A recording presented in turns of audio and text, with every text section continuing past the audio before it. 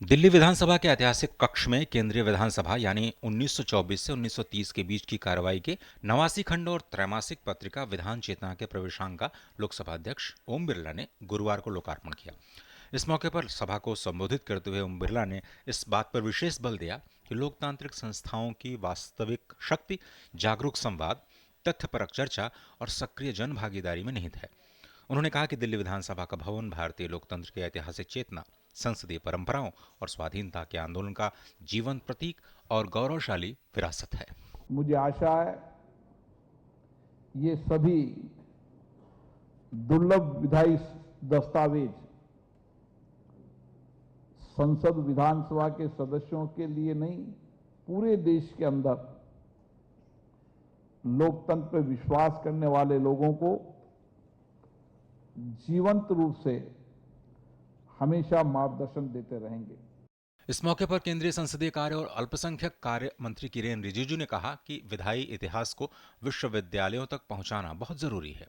एक लोकतांत्रिक देश होने के नाते विधानसभा में जो घटनाएं होते हैं उसका एकेडमिक के साथ जोड़ना बहुत जरूरी है।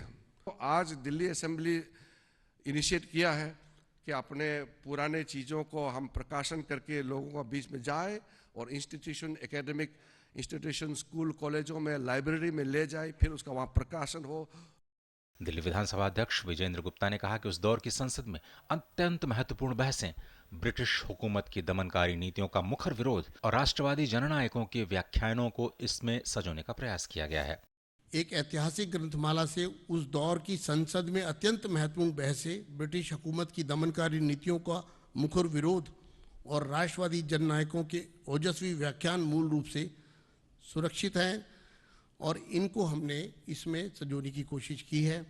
दिल्ली विधानसभा द्वारा केंद्रीय विधानसभा की 407 ऐतिहासिक बैठकों की कार्रवाइयों को 89 खंडों और 32,376 पृष्ठों में प्रकाशित किया जाना भारत की संसदीय विरासत, लोकतांत्रिक चेतना और संवैधानिक मूल्यों को अक्षुण्ण रखने की एक अद्वितीय और दूरदर्शी पहल है।